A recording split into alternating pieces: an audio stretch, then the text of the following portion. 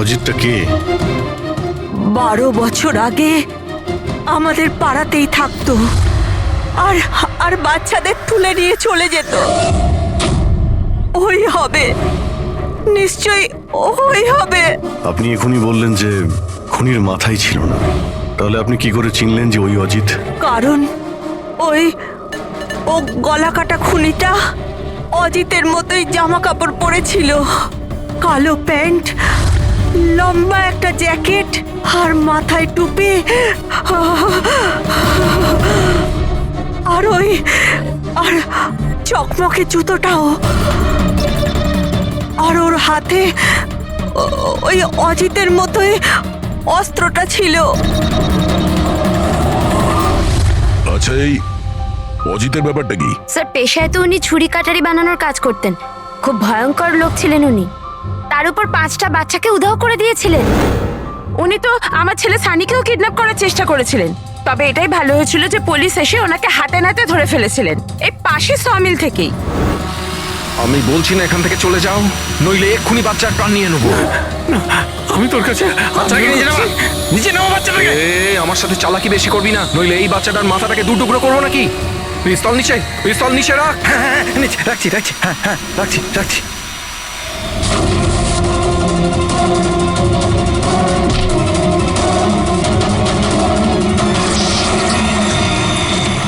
Sir, আমার তো কিছু মনেও নেই যে ছোটবেলায় আমার সাথে এরকম কিছু হয়েছিল। তো দিদা, তুমি এটা বলছো যে 12 বছর আগে যে লোকটা মরে গিয়েছিল ওই গলা কাটা লোকটা ফিরে এসেছে? যা তা।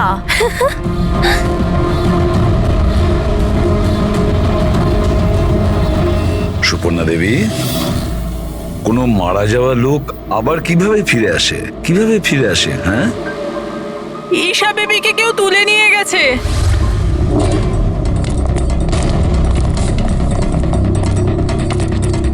কি হয়েছে? ঈশা বেবিকে কেউ তুলে নিয়ে গেছে। হোয়াট? তুলে নিয়ে গেছে?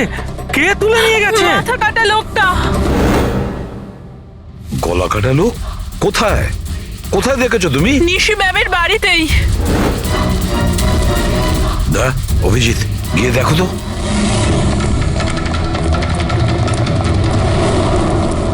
কোন দিকে?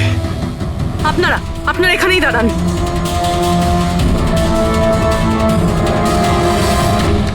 কোথায়? স্যার, এখানে, এই ঘরটায়। চলুন দেখান।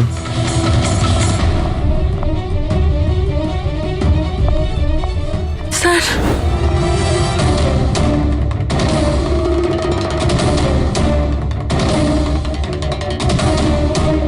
আচ্ছা, আপনি ছাড়া এখানে আর কে ছিল? স্যার কেউ ছিল না। কেন, এই বাচ্চাটার বাবা নিশার হাজবেন্ড? স্যার তো আমেরিকাতে কাজ করে। আমি ফোনে ওনাকেই ম্যামের খবর দিচ্ছিলাম, তো হঠাৎ করে আমি এই ঘরটা থেকে আওয়াজ পেলাম, আর আমি এখানে এসে দেখলাম যে একটা গলা কাটা লোক নিশা বেবিকে সাথে করে নিয়ে যাচ্ছিল। তুমি ওকে বাধা দেওয়ার চেষ্টা করোনি? স্যার, আমি খুব ভয় পেয়েছিলাম। গলা কাটা লোকটাকে দেখে তো আমি আমার জায়গা থেকে নড়তেই পারিনি। আরে মোহিনী, তুমি কোথায় যাচ্ছ? না, পাড়ার একটা বাচ্চা উধাও হয়ে গেছে, দাঁড়াও একটু।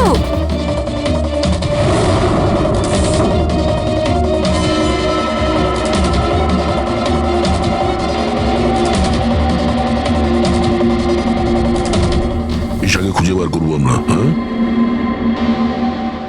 অভিজিৎ, জুতোর ছাপ হয়তো খুনিরই হবে। স্যার, হ্যাঁ প্রবি, স্যার এই লেদারের টুকরোটা পেলাম পিছনের দরজা থেকে। হতে পারে কোনো জ্যাকেটের এটা। জ্যাকেটের? আচ্ছা, ওই অপরাধী এইরকম কোনো জ্যাকেট পরেছিল কি?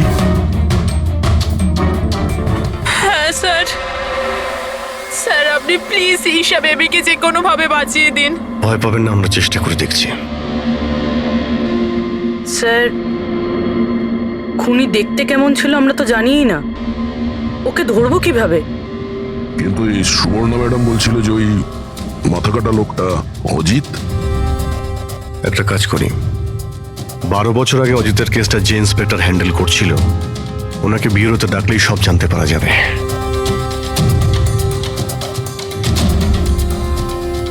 দেখুন, আপনারা সবাই খুব প্রয়োজন না হলে বাড়ি থেকে বেরোবেন না। বাড়ির দরজা জানলা ঠিক করে বন্ধ করবেন।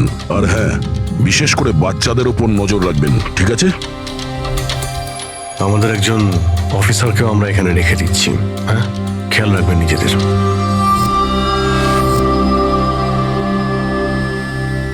আচ্ছা, এটা কি দাদাগিরি হচ্ছে সিআইডির?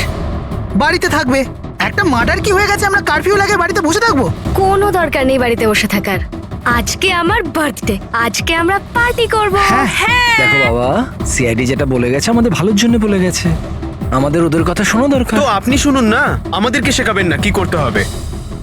না ম্যাক, আমার মনে হয় কমল আঙ্কেল না একদম ঠিক বলছে, আমাদের ওনার কথা মানা উচিত।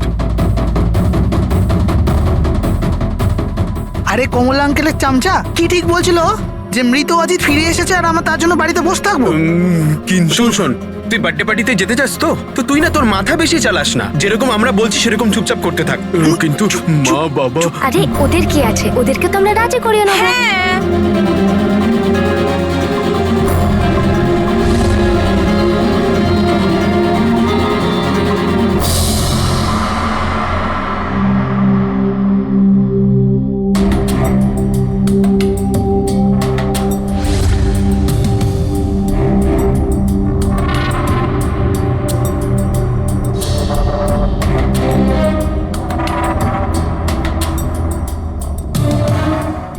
আমি এই কেসটা হ্যান্ডেল করছিলাম।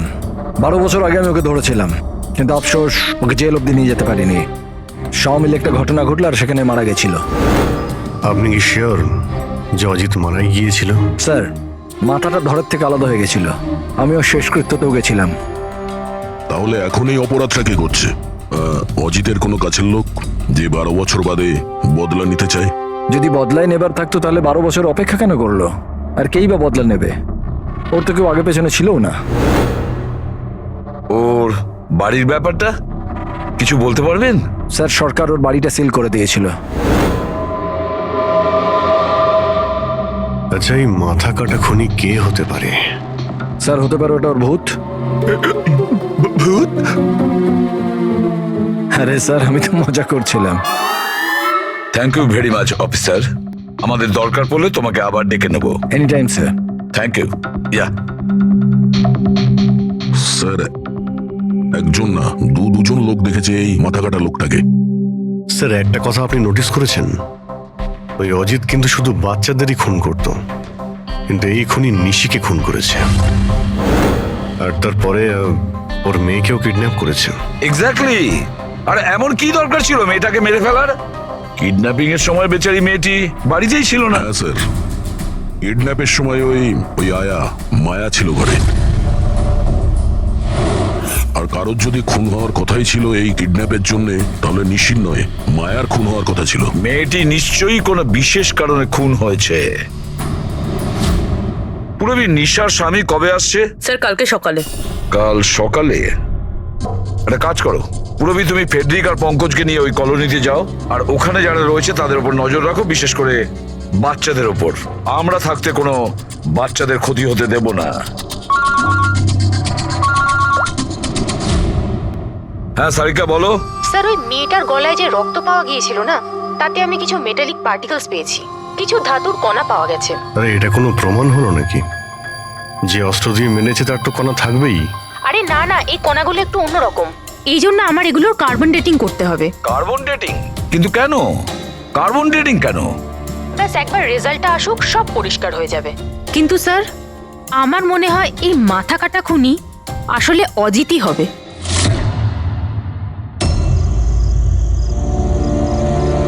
এই টিনা আর সঞ্চিতা কোথায়? হ্যাঁ রে, একদম ভালো লাগছে না।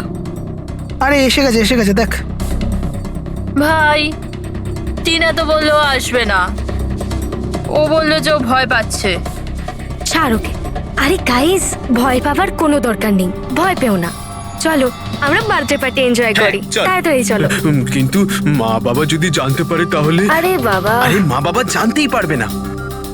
কিন্তু ভাই আরো একবার ভাবতে পারতিস আমাদের কিছু হয়ে গেলে তো। আরে কিছুই হবে না, এর আগে কেউ জানতে পেরে যাক, আমরা এখান থেকে পালাই। চল চল দাঁড়াও।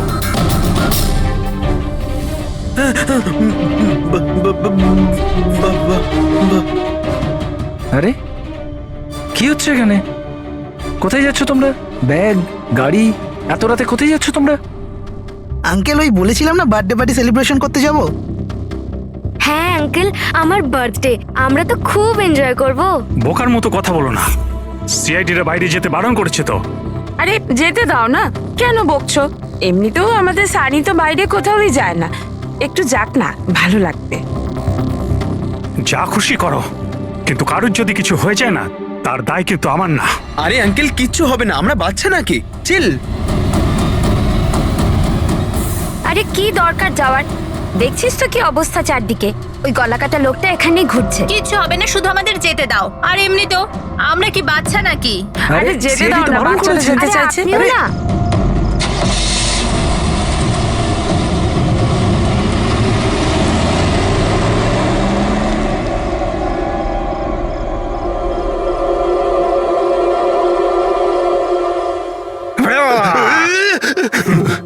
আরে ভাই, আমাকে কেন ভয় দেখাচ্ছিস? হ্যাঁ বলছি শোন, সাবধানে থাকবি। ওই কলাকাটা লোকটা আশেপাশেই কোথাও থাকতে পারে, এটাই তো ওনার বাড়ি। আরে এখানে কেন দাঁড়িয়ে আছেন, চলুন তাহলে।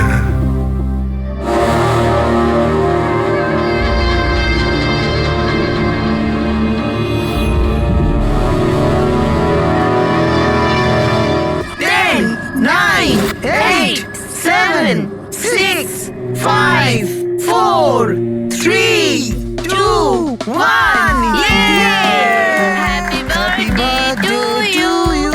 Happy birthday dear Renika. Happy birthday to you. কি হয়েছে? কিচ্ছু হয়নি।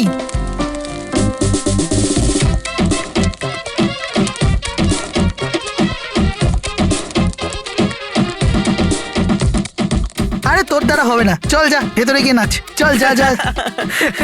বোকা কোথাকার। আমরা বারণ করা সত্ত্বেও আপনারা ছেলে মেয়েদের বাইরে যেতে দিলেন, হ্যাঁ?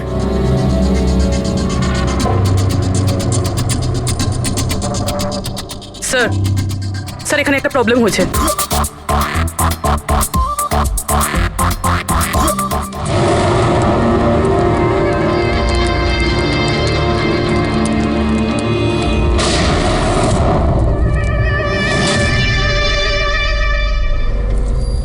গুলি চলার আওয়াজ ছিল তো, কিছু গন্ডগোল মনে হচ্ছে। হ্যাঁ ম্যাক, আমিও একটা আওয়াজ শুনলাম খুব জোরে।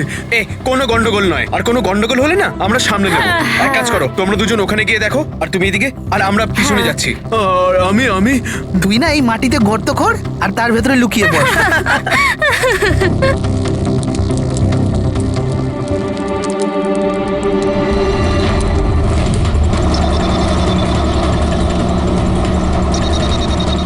স্যার এদেরকে তো ফোনেই পাচ্ছি না। না পঙ্কজ, জঙ্গলে নেটওয়ার্ক পাওয়া যায় না। ওদের ওখানে যাওয়াই উচিত হয়নি। যেই হোক, খুনি ওখানে পৌঁছানোর আগে আমাদের ওখানে পৌঁছতে হবে।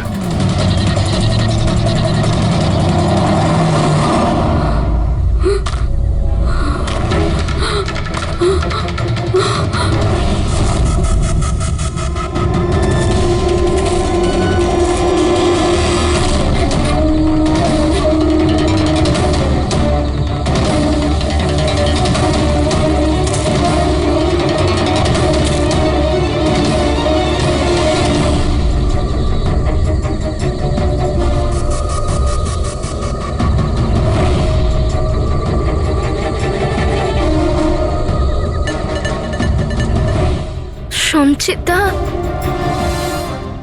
সঞ্চিতা, ম্যাক, তোমরা সবাই কোথায়?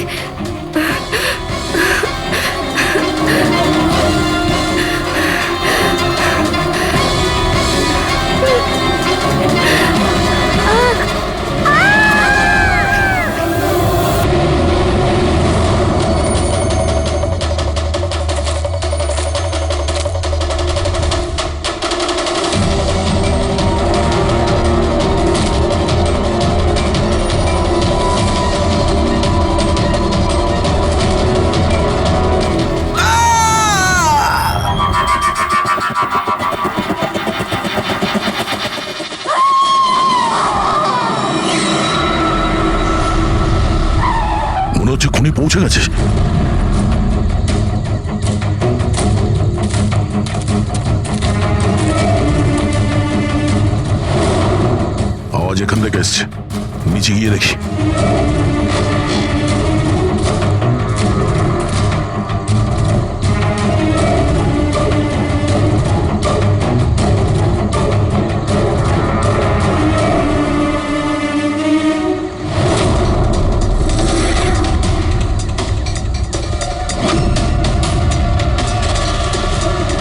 স্যার তো মাথা নেই স্যার।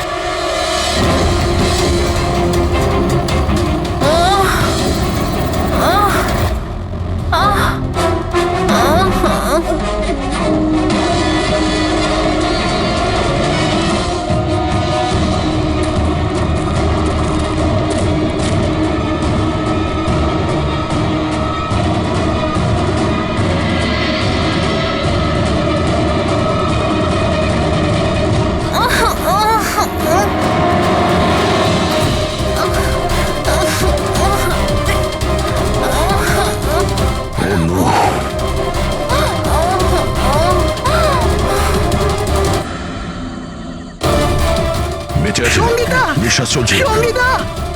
শ্বাস প্রশ্বাস চলছে। স্যার ওই মাথা কাটা লোকটা এখানেই আছে। তোমাদেরকে বলা হয়েছিল না বাড়ির থেকে বাইরে বেরোবে না? হ্যাঁ, দেখেছো তার ফল। চলো তাড়াতাড়ি, একে হসপিটাল নিয়ে যেতে হবে। দুটো প্রাণ গেছে, দুটো প্রাণ। আর এই কেসে যেন আর কারোর ক্ষতি না হয়, এটা আমাদের দায়িত্ব। সঙ্গীতা সঙ্গীতা যদি বেঁচেও যায়, জানি না ও কথা বলার পজিশনে আদৌ থাকবে নাকি না। স্যার জানেন ওই বাচ্চাটা এখন কি অবস্থায় রয়েছে? ও যদি খুঁজে না বের করতে পারি তো। একটা কথা স্যার, এসব যেই করছে তার মাথা তো কাটা হতে পারে না স্যার। জঙ্গলের প্রত্যেকটা কোণাও চেনে, আর ওর এটাও জানা ছিল যে বার্থডে পার্টি কোথায় হচ্ছে। স্যার মনে হয় ওই কলোনিতে থাকে এমন কেউ। হ্যাঁ পুরবী, কলোনিতে যারা আছে তাদের ব্যাকগ্রাউন্ড চেক করেছিলাম না? হ্যাঁ স্যার, এদের দুজনকে সন্দেহ হয় স্যার, মোহিনী আর অভয়। শুধু মোহিনী আর অভয়কেই কেন সন্দেহ করছি? হ্যাঁ স্যার, এই অভয় সানির বাবা। 2 বছর আগে ওকে গ্রেফতার করা হয়েছিল অবৈধ অস্ত্র বাড়িতে রাখার জন্য। আর ভায়োলেন্সের কিছু কেস ওর বিরুদ্ধে লেখা আছে স্যার। এ তার 2 চাকরকে এত বাজেভাবে একবার মেরেছিল যে ওদেরকে হসপিটালে নিয়ে যেতে হয়েছিল। এফআইআর এর কপি আছে স্যার আমাদের কাছে। এই মোহিনী হলো কমলের স্ত্রী, আর ও আসলে নিশির কাজিন স্যার, কাকার মেয়ে। গত বছর নিশির সঙ্গে একটা কোর্ট কেসে একটা বাংলো হেরে গিয়েছিল, আর ওই বাংলোটার দাম ছিল 10 কোটি। তারপর ও নিশিকে প্রাণে মারার হুমকিও দিয়েছিল। প্রতিবেশীদের উপরেও বিরক্ত, কারণ ওরা সবাই কোর্ট কেসে ওর হয়ে সাক্ষী দেয়নি। একটা কাজ করি আমরা, অভয়, মোহিনী, নীরা, কমল সবাইকে ডাকো বিউরোতে। খুব ভালো করে জিজ্ঞাসাবাদ করতে হবে। আর হ্যাঁ, নিশার স্বামী প্রতীক, ওকেও ডেকে নাও। আমার তো বিশ্বাসই হচ্ছে না যে আমার নিশা আমাকে ছেড়ে চলে গেছে। আচ্ছা প্রতীক, নিশাকে কে মারতে পারে? মানে আমি বলতে চাইছি, তুমি কি কাউকে সন্দেহ করো?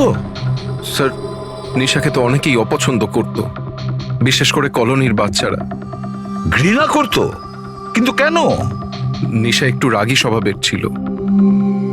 ও সবার ওপরেই নিজের অধিকার ফলাতে চাইতো। স্যার, যেমন করে হোক আমার বাচ্চাই ঈশাকে খুঁজে দিন স্যার। আমি আমার ওয়াইফকে হারিয়েছি, ঈশাকে হারাতে চাই না স্যার।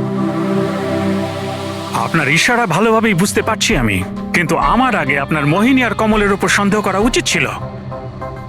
আরে মোহিনী কতবার নিশিকে প্রাণে মারার হুমকি দিয়েছে, আর কমল কমল কমল তো এই ধরনের টিভি সিরিয়ালই দেখে, যাতে শুধু খুন খারাপি আর জুলুমের ঘটনা থাকে। হ্যাঁ হ্যাঁ, আমি টিভি সিরিয়াল মানে ক্রাইমের টিভি সিরিয়াল দেখি, কিন্তু এটার মানে এটা তো নয় যে আমি ব্যক্তিগত জীবনেও খুন করতে বেরিয়ে পড়ব। আপনার লাস্ট এপিসোড আমরা দেখেছি, খুব ভালো টিআরপি ছিল ওটা। Thank you thank you. এরকম লোকের একটা কাহিনী যে নাকি বাচ্চাদের কিডন্যাপ করতো।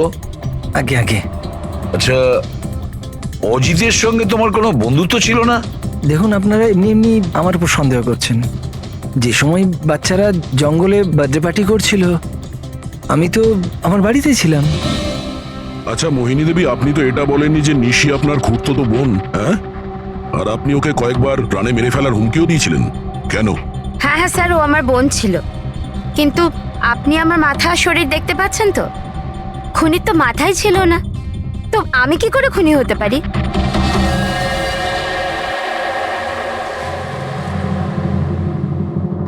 এই অভয়, মোহিনী, নীরা, কমল, খুনি তো এই চারজনের মধ্যে যে কেউ হতে পারে। কলোনির সব লোককে বলে দাও ওরা যেন বাড়ির থেকে না বেরোয় যতক্ষণ না এই গলা কাটা খুনি ধরা পড়ে। এখন তো একটা চিন্তা ঢুকে গেল বেচারি ওই ঈশার ব্যাপারে। ওই বাচ্চাটার যেন কিছু না হয়। আর এত ছোট বাচ্চা যে নিজে নিজেকে বাঁচাতেও পারবে না। 1 মিনিট, কি বললে তুমি দয়া? এটাই যে বাচ্চা এত ছোট যে নিজের আত্মরক্ষা করতে পারবে না ও। ইয়েস, আগে কেন ভাবিনি আমি? কি স্যার? ওই রুমটা যেখান থেকে ঈশাকে কিডন্যাপ করা হয়েছিল, ওই রুমে সমস্ত জিনিস ছড়ানো ছিটানো পড়েছিল। এটা তখনই হয় যখন দুজনের মধ্যে মারামারি হয়। ওই মায়া বলছিল যে ওর সঙ্গে কোনো হাতাহাতি হয়নি। গলা কাটা লোকটাকে দেখে তো আমি আমার জায়গা থেকে নড়তেই পারিনি। এক্স্যাক্টলি। আর তাছাড়া মারামারি আর জিনিসপত্র ছড়ানো ছোট বাচ্চাদের কাজ নয়। গোলমাল আছে, নিশ্চয়ই কোনো গোলমাল আছে। আমি বলছি কোনো গোলমাল আছে। আর ওই যে জুতোর ছাপ, ওই রং লাগা জুতোর ছাপ, কিন্তু সেটা একটাই কেন রুমের মধ্যে থাকবে? যদি জুতোর তলায় রঙই লেগে থাকে তাহলে তো আরো অনেকগুলো জুতোর ছাপ থাকবে, তাই না? তার মানে স্যার এইসব আবার ওই মায়াই করেনি তো? সঙ্গীতার ডক্টর মেসেজ করেছে, সঙ্গীতার জ্ঞান ফিরেছে। তাহলে তো স্যার ওই আমাদের বলবে কে লোকটা। আমি হসপিটাল হয়ে আসছি। হ্যাঁ সারিকা, কি?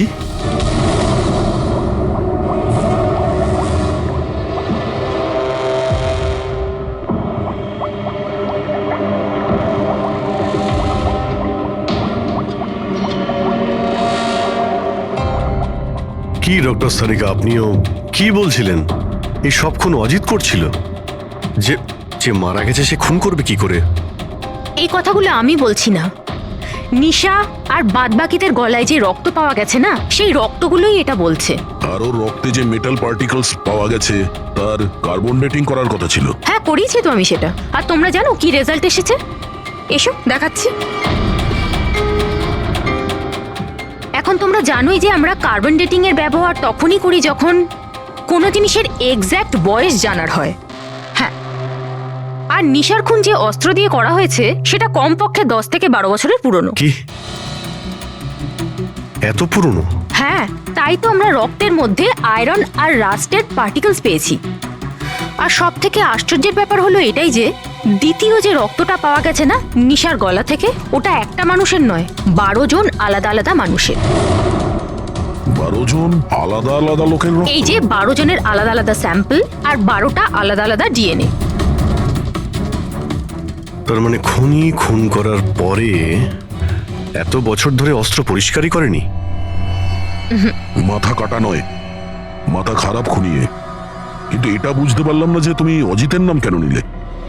কারণ নিশার রুমে যে জুতোর দাগ পাওয়া গেছে ওটাতে এমন কিছু মাইক্রোবস পাওয়া গেছে যেটা এমন কোনো জায়গা থেকে এসেছে যেটা বছরের পর বছর বন্ধ। আর যে জ্যাকেটের পিসটা আমরা পেয়েছি সেটা বছরের পর বছর রোদ পায়নি। তাহলে এরকম জায়গা কোথায় হতে পারে যেটা অনেক বছর বন্ধ? অজিতের বাড়ি।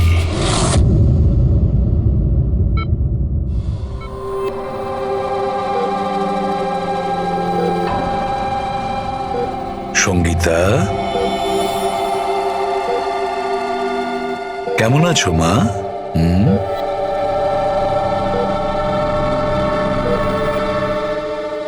এসিপি স্যার, আপনাদের সিআইডিদের সাহায্য আমি সারা জীবন ভুলতে পারবো না। না না না, প্লিজ। আমার এই মেয়ে ছাড়া আমার আর জীবনে কেউ নেই।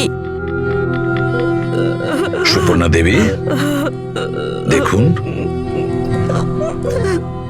সঙ্গীতার ভোকাল কর্ড খারাপ হয়ে গেছে, ও বেচারি কথা বলতে পারবে না।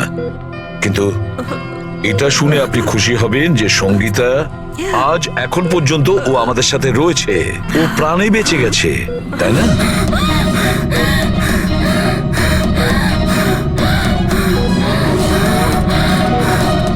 সঙ্গীতা, সঙ্গীতা, সঙ্গীতা, তোমার কি দরকার বলো, কি চাই বলো? কি? দেখো সঙ্গীতা, এখানে ওষুধ আছে, মোবাইল আছে। তোমার মোবাইল দরকার? এ না, না ধরো। ওকে, অন করো। ঠিক আছে, ঠিক আছে। যার মাথা কাটা গেছে সে কিভাবে কথা বলছে? মাই গড! সুপর্ণা দেবী, হ্যাঁ, অজিতের হাইট কত ছিল আপনি কি বলতে পারবেন? ওর উচ্চতা? প্রায় 5.5 ফিট। 5.5 ফিট? অজিত 5.5 ফুট, কিন্তু এই যে খুনি দেখছি ও তো 6 ফুট হাইটের মনে হচ্ছে। অজিত 5.5 ফিট আর খুনি 6 ফিট, তাহলে অজিত নাকি?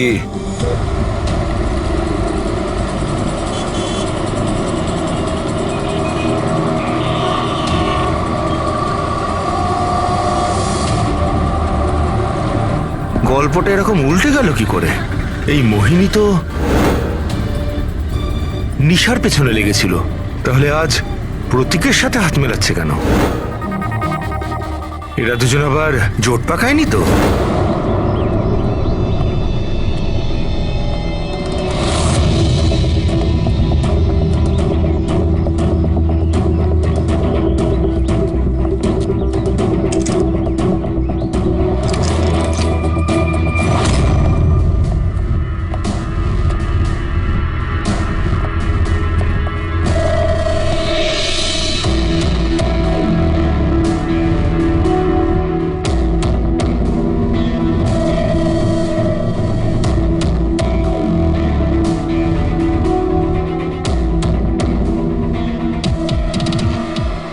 অভিজিৎ, গত 12 বছর ধরে তো এই ঘরটা বন্ধই আছে, কিন্তু মনে হচ্ছে এখনো এখানে কেউ যা আসা করে।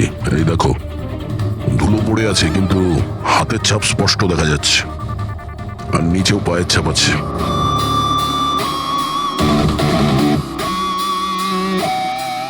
খুনি এই চেয়ারেও বসে।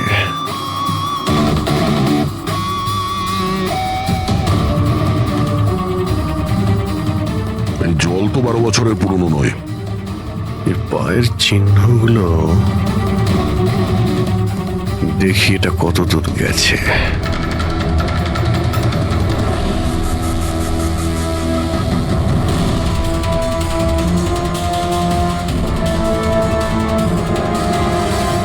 মাই গড,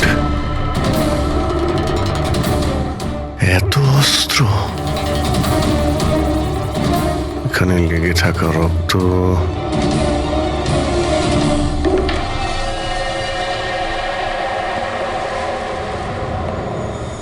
এই রক্তগুলো হয়তো এই সমস্ত নিষ্পাপ শিশুদেরই হবে যাদের জীবন অজিত কেড়ে নিয়েছিল।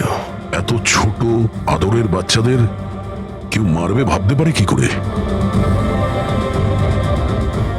এই অজিত তো পাগল ছিলই, যে ওকে নকল করতে চায় সেও মানসিকভাবে অসুস্থ।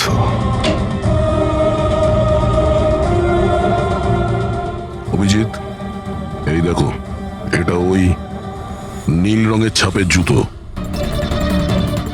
আর এই কোট, এই টুকরোটা আমরা ওখানে নিশির রুমে পেয়েছিলাম, ওটা এখানেই আছে। মানে খুনি অজিতের বাড়িটাকে নিজের আড্ডা করে রেখেছে। কিন্তু এটা জানবো কি করে যে এই খুনিটা কি? মনে আছে ডক্টর সারিকা কি বলল? নিশার নার্সারিতে যে জুতোর দাগ পাওয়া গেছে না, সেখানে এমন কিছু মাইক্রোস পাওয়া গেছে যেগুলো এমন কোনো জায়গা থেকে এসেছে যে জায়গাটা অনেক বছর বন্ধ। যদি খুনির জুতোতে মাইক্রোওয়েভস থাকে বন্ধ জায়গার, তাহলে ওর শরীরেও থাকবে।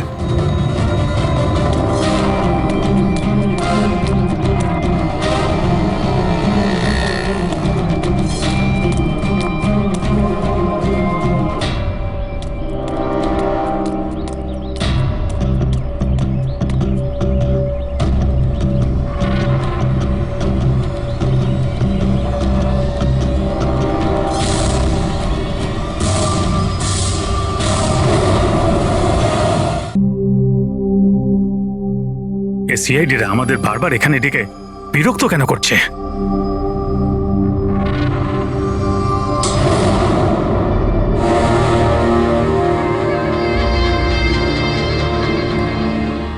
আরে অজিত, অজিত এখানে মনে হচ্ছে। আরে কেউ তো আমাদের মেরে দেবে। আরে কেউ বাঁচাও, কেউ আছে নাকি? কেউ বাঁচাও। আরে অজিত এখানে কি করে? আরে আরে ভয় লাগছে তো। অজিত এখানে আমাদের প্রাণ না।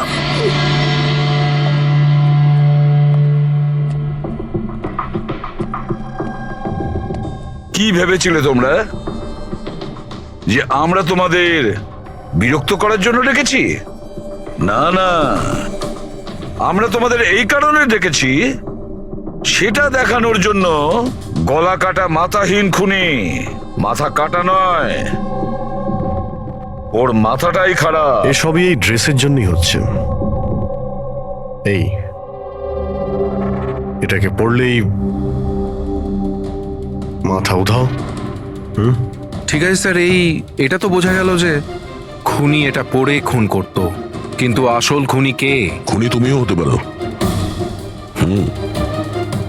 তুমি তুমি তুমি তোমাদের মধ্যে যে কেউ হতে পারে। খুনি তোমাদের মধ্যে যে কেউ হতে পারে। শুধু 2 মিনিট দাও, 2 মিনিটের মধ্যে রহস্য ভেদ হয়ে যাবে। এটা তো জানতে পারা গেছে যে ওই অস্ত্রগুলো সেটা অজিতের বাড়ি থেকে খুনি চুরি করেছিল। কিন্তু যখন ওই অস্ত্রগুলো চুরি করতে খুনি অজিতের বাড়িতে যায়, তখন ওই বন্ধ বাড়িটায় ধুলোয় ভর্তি হয়েছিল, যেটাও যাওয়ার পর পরিষ্কার হয়ে যায়। আর ওই রুমে যত ধুলোর কণা ছিল সেই খুনির শরীরে এসে গেছে। আর আমরা তোমাদের সবার টেস্ট করব, সবার। আর যার শরীর থেকে আমরা সেই ধুলো পাবো, সেই আমাদের বিচারে খুনি। কিন্তু আমাদের উপর কেন সন্দেহ করা হচ্ছে? কারণ খুনি শুধুমাত্র তোমার উপর আর এই সানির উপর হামলা করেনি। আর মোহিনীকে এই জন্য, কারণ ও নিশিকে মারার হুমকি দিয়েছিল, সেটাও অনেকবার। আর অভয়ের উপরে এই জন্যই যে ও খুব অল্পেতেই রেগে যায়।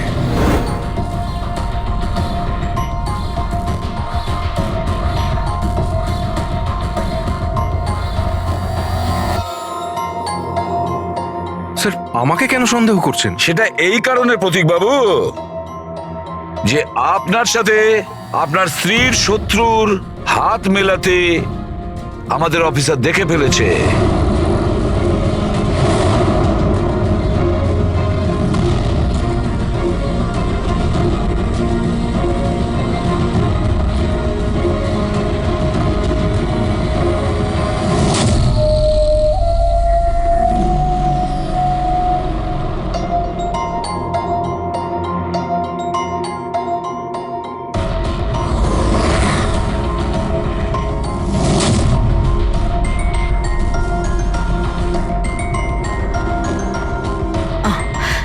স্যার, এখনই সমস্ত ব্যাপারটা পরিষ্কার হয়ে যাবে।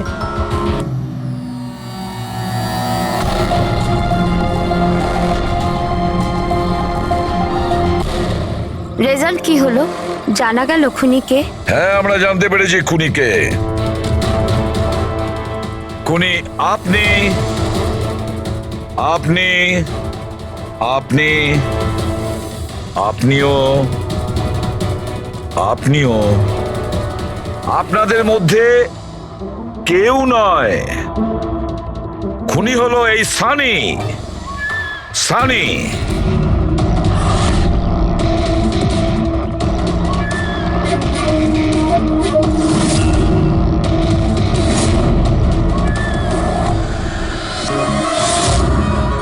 হ্যাঁ, আমি গিয়েছিলাম অজিতের বাড়িতে।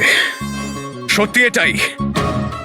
কিউরিসিটি ছিল আমার, ওই কি যেন বলে, ওই প্রশ্ন ছিল আমার জানবার যে ও কি করে ভাবে, কোথায় থাকে, কি করে। তো আপনাদের যদি আমাকে ধরবার হয়তো ধরতে পারেন, ওর বাড়িতে যাবার অপরাধে ধরতে পারেন, কিন্তু খুন করবার অপরাধে তো ধরতে পারবেন না। তোমাকে দোষী সাব্যস্ত করার জন্য আমাদের কাছে আরো একটা প্রমাণ রয়েছে। দেখতে চাইবে? হ্যাঁ,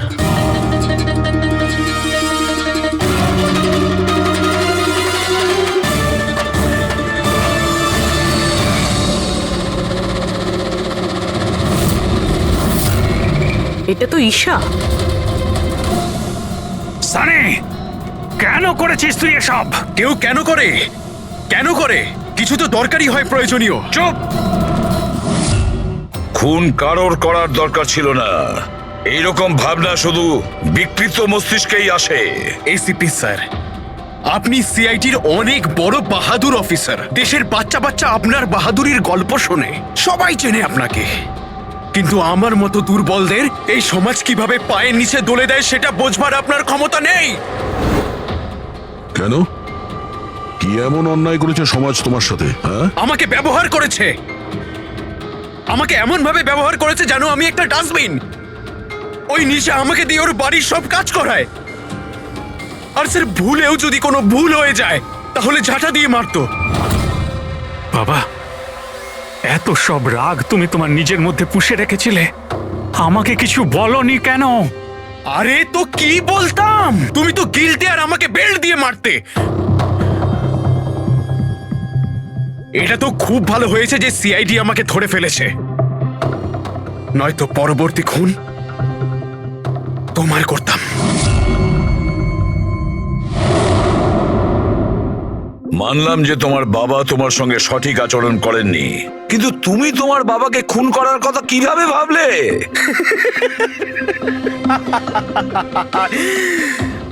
আপনিও তো আপনার ছেলেকে মেরেছিলেন।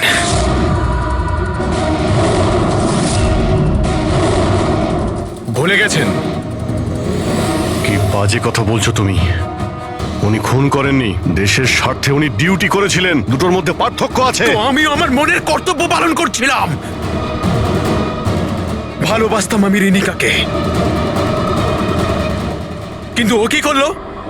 সব বন্ধুদের সামনে মজা করলো আমাকে নিয়ে।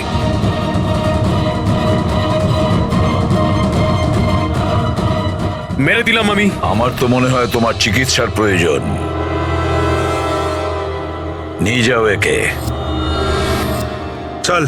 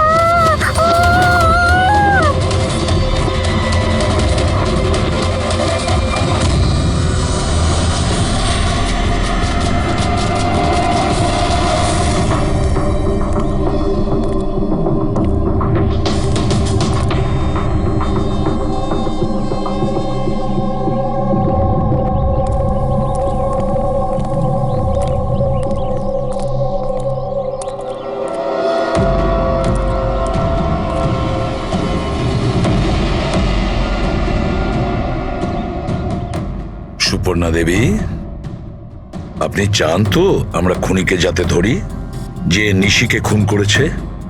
তাহলে আপনাকে তো বলতে হবে যে আপনি কি দেখেছেন, তাই না? আপনি যদি সাহস না দেখান তাহলে ওই খুনি অন্য আরো কাউকে খুন করতে পারে। স্যার, ওর ওর গলা। ম্যাম, আমরা জানি যে নিশির মৃত্যু মাথা কাটার জন্য হয়েছে। না, আমি স্যার, আমাদের 5 বছর হয়ে গেছে এই কাজ করছি, আজ পর্যন্ত একটাও ভুল হয়নি। আমাদের কাজে ভুল হওয়ার কোনো সম্ভাবনাই নেই স্যার। যদি স্যার প্লেনে কোনো প্রবলেম থাকতো তাহলে আমরা ওটাকে উঠতে দিতাম না। তাহলে আপনাদের কথা অনুযায়ী প্লেনে কোনো প্রবলেম ছিল না? একদমই নয় স্যার। তাহলে প্লেনটা ক্র্যাশ হলো কি করে? হ্যাঁ, 4 জন মারা গিয়েছেন, কে দায়িত্ব নেবে তার? স্যার আমি নিজেই খুব অবাক হয়েছি যে এটা ঘটলো কি করে। ফ্লাইট রেকর্ডার জানেন তো আপনারা, যাকে আমরা ব্ল্যাক বক্স বলি, সেখানেও সবকিছু নর্মাল দেখাচ্ছে।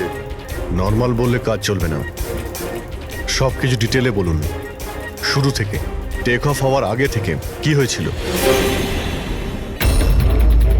আমরা পুরো প্লেন চেক করে পাইলটকে হ্যান্ড ওভার করে দিয়েছিলাম। তারপরে ওই 3 বিজনেসম্যান প্লেনে করে সুরাটের দিকে রওনা দিল।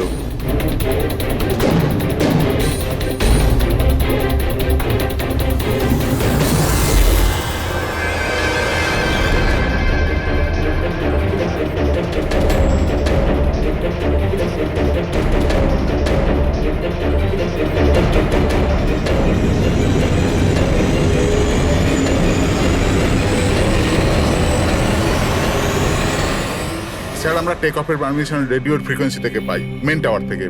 কাল আমাদের পুরো ইনফরমেশন পাওয়ার পরই আমরা টেক অফের প্রক্রিয়া শুরু করেছি। হ্যাঁ ফ্রেডি,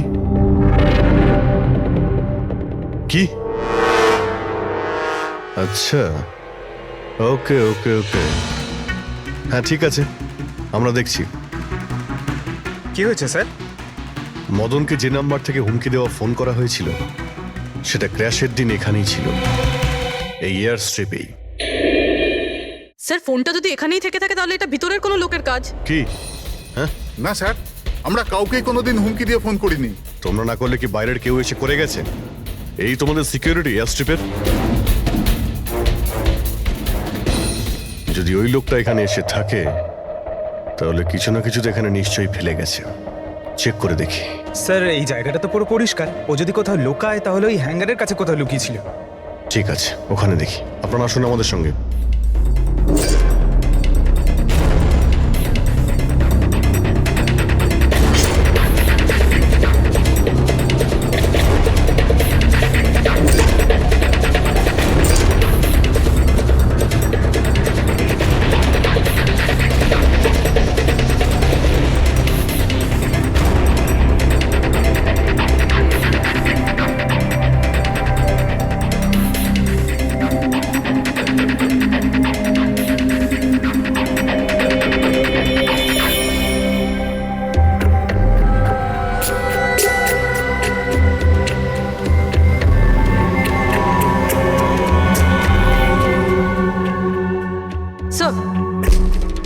স্যার একটা ভাঙা ফোন পেয়েছি। স্যার আমার মনে হয় হুমকি দেওয়ার জন্য এই ফোনটাই ব্যবহার করেছিল। হতে পারে, ইউজ করে ভেঙে দিয়েছে। রেখে দাও, কিছু প্রমাণ তো নিশ্চয়ই পাওয়া যাবে। কোথায় পেলে তুমি এটা? স্যার ওখান থেকে। স্যার এখানে।